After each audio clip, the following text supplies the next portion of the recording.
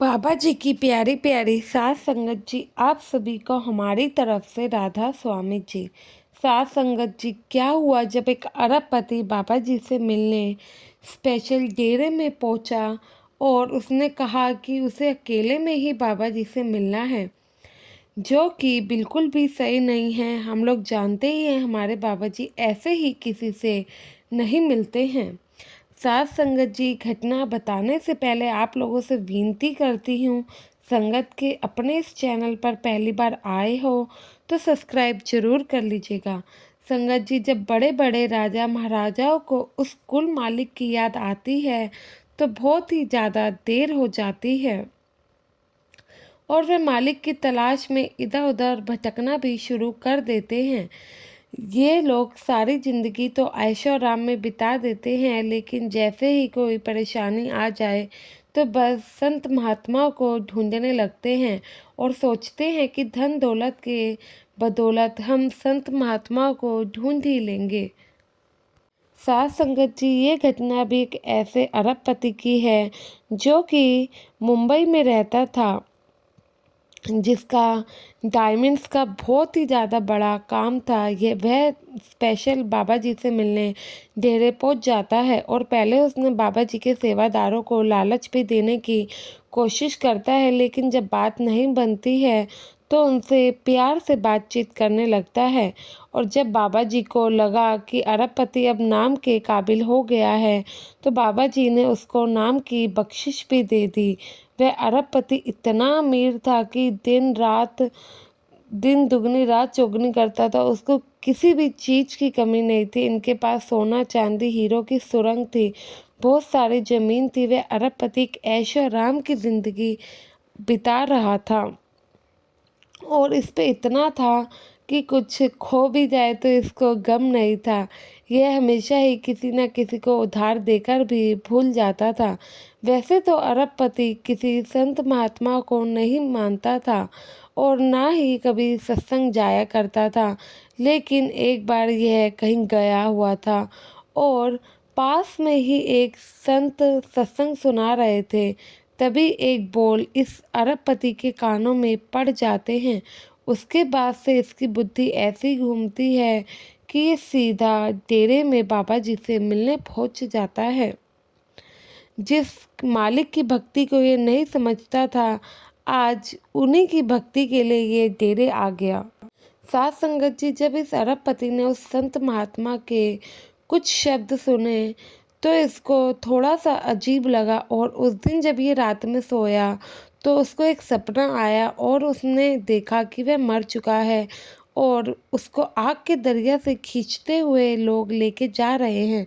इसके बाद धर्मराज ने जब उसका हिसाब किताब देखा तो धर्मराज ने यमदूतों को इशारों से कहा कि इसको अगले 300 सालों के लिए आग के कुएं में डाल दिया जाए, क्योंकि इसने एक बार भी मालिक की भक्ति नहीं करी है, उस परमात्मा का नाम नहीं लिया है। इसने सारा जीवन सिर्फ और सिर्फ मौज मस्ती की है। सपना देखते ही वह अरबपति की नींद टूट जाती है और वह डर के मारे पसीना पसीना हो जाता है।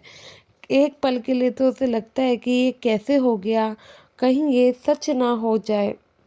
जब वह अपने घर के बाहर आता है और जिस संत महापुरुष ने वह सत्संग फरमाया था उसके आश्रम में जाकर उनसे बात करता है तो वह सारी बात बताते हैं और उस समय सुबह के 3 भी बज रहे होते हैं।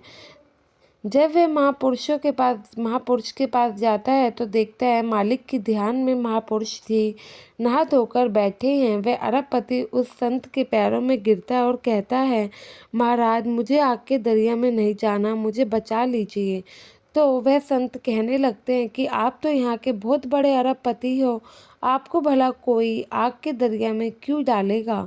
वह अरबपति कहता है कि आज मैंने ऐसे ऐसे सपना देखा, जो लोग मालिक की भक्ति नहीं करते हैं उन्हें ऐसे ही किसी आग के दरिया में डाल दिया जाता है। तो संत महात्मा बताते हैं, अगर आपको इन सब से बाहर निकलना है तो आपको पूर्ण गुरु से तो मिलना ही पड़ेगा। वह अरबपति कई संतों से मिलता है, लेकिन उन सब से मिलकर उसे कोई तसल्ली नहीं होती है। और अब अरबपति भाई ने फैसला लिया कि वह अपने पूरा हीरो का व्यापार अपने बेटे के हवाले कर देगा। तो वह अपना पूरा कारोबार अपने दोनों बेटों को हवाले करके निकल पड़ता है और एक पूर्ण संत की खोज करने लगता है। साथ संगत जी, इस अरबपति ने दुनिया का ऐसा कोई कोना नहीं था जहाँ पे इसने गुरु की तलाश ना करी हो। बहुत सारे गुरुओं से मिलता है, उसके बाद भी इस भाई की तलाश पूरी नहीं होती है। फिर भटकते भटकते एक दिन यह डेरे पहुंच गया। उस समय बड़े महाराज जी गुरु गद्दी पर हुआ करते थे। किसी ने बताया कि यहाँ के गुरु 5 नाम का भेद जानते हैं, वह एक पूर्ण संत है। तो वह सुनकर अरबपति को बहुत ही ज़्यादा खुशी हो जाती है। जब उसने डेरे के अंदर कदम रखा तो सेवादारों ने उनसे आने का कारण पूछा, क्योंकि उस अरबपति की हालत भटकते भटकते भिखारी जैसी हो गई थी। तो अब वे अरबपति ने अपना परिचय देते हुए कहा कि मैं मुंबई का अरबपति हूँ और आपके गुरु से मिलना चाहता हूँ। तो संगत जी, उस समय तो सेवादारों को लगा यह कोई मजाक कर रहा है। तो सेवादार कहते हैं कि आप गलत जगह पे आ गए हैं, क्योंकि वह अरबपति था तो उसमें घमंड भी अमीरों वाला था ही। तो वह थोड़ा एटीट्यूड में सेवादारों से बात करता है और सेवादारों को पैसे देकर खरीदने की कोशिश करता है।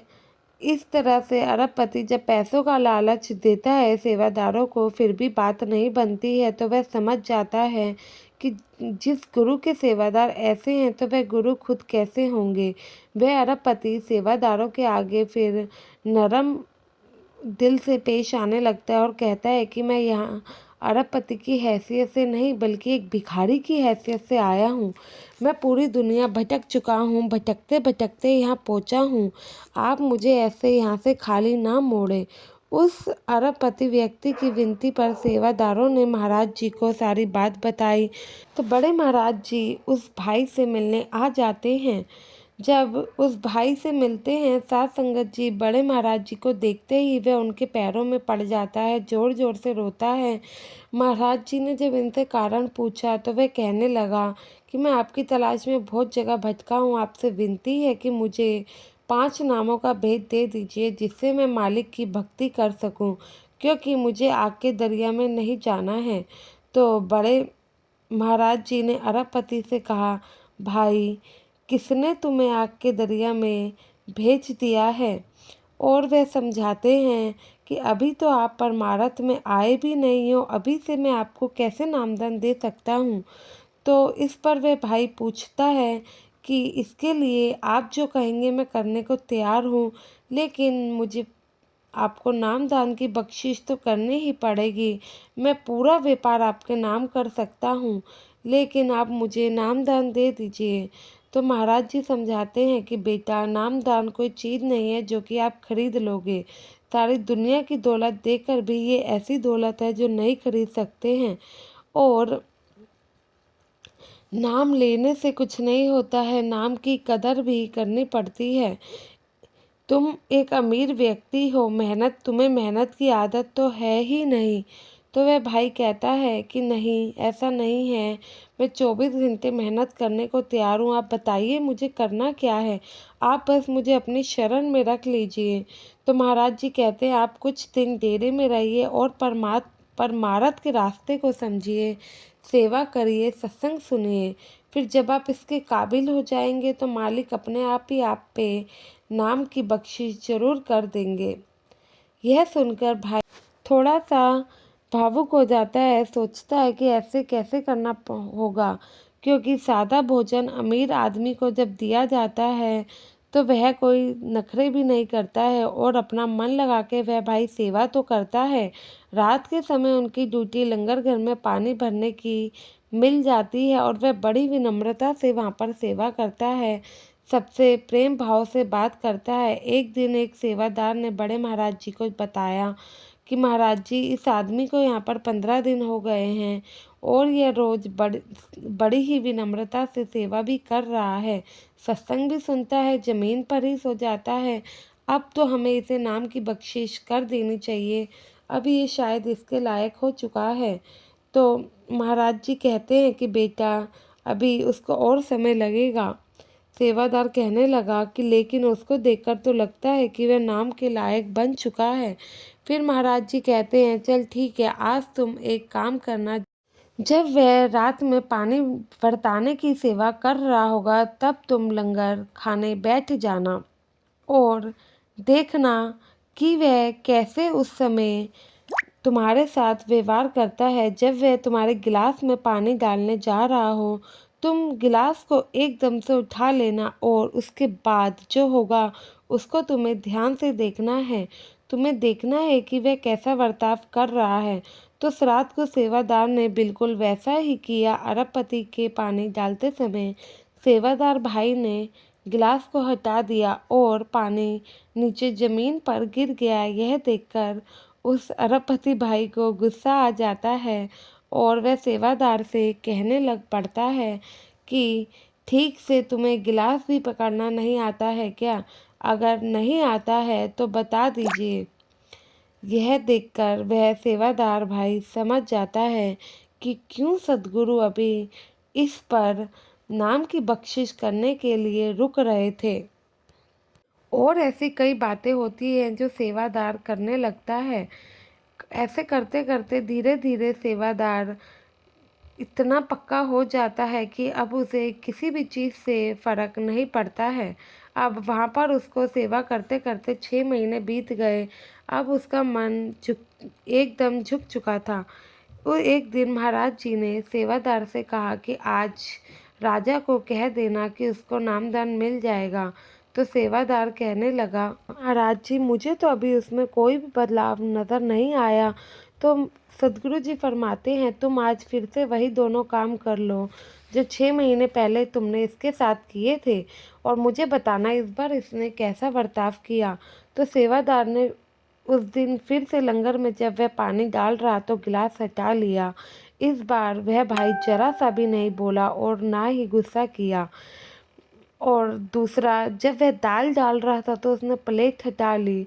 इस बार भी वह बड़े ही विनम्रता से कहने लगा कि कोई बात नहीं, आप आइए, साफ जगह पे बैठ जाइए, मैं आपको फिर से पानी दे देता हूँ और आपकी प्लेट से जो दाल गिर गई है मैं ये डाल देता हूँ।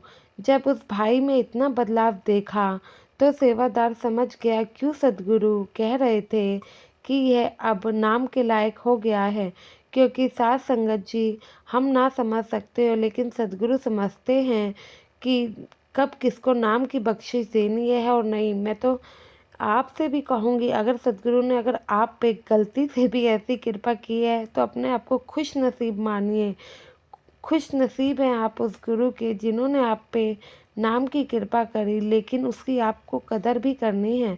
ऐसे ही कुछ ही समय में अरबपति भाई नाम की कमाई बढ़िया से करता है। साध संगत जी, बाबा जी ने हमें कभी नहीं कहा कि आप अपना घर बार छोड़ो। वह तो कहते हैं घर पर रहकर ही मालिक की भक्ति करनी है, लेकिन हमसे वो भी नहीं हो पाता है क्योंकि हमारा मन अभी भी झुकना नहीं सीखा है। अभी भी मैं और मेरी में ही फंसे हुए हैं। मैंने ऐसे बहुत से लोग देखे हैं जिनका भजन सिमरन अच्छा है, लेकिन वो एक पल में ही अपने नाम की कमाई को मिट्टी में हर रोज़ मिला रहे हैं। एक तरफ भजन सिमरन करते हैं, दूसरी तरफ फ़ोन पर किसी से बातें करते समय किसी तीसरे की निंदा कर बैठते हैं। साध संगत जी, निंदा का मतलब है जिसकी आप निंदा कर रहे हो उसके बुरे कर्मों को आप काट रहे हो, उसके कर्मों को आप अपने सिर पर ले रहे हो। साध संगत जी, अगर निंदा करते हो तो फिर चाहे कितना भी भजन सिमरन कर लो कोई फ़ायदा नहीं होता, सब मिट्टी है। हमारे अंदर निंदा रूपी एक ही विचार नहीं है, और भी कई ऐसी गलतियाँ हैं जो हम डेली करते हैं। गुरु प्यारे साध संगत जी, वीडियो अच्छी लगी हो तो शेयर करिएगा, लाइक करना ना भूलें और आपसे विनती करती हूँ कि चैनल को सब्सक्राइब जरूर करिएगा। गुरु की प्यारी साध संगत जी, विदा लेते हैं, आपसे अगली वीडियो में मिलेंगे। आप सभी को मेरी तरफ से राधा स्वामी जी।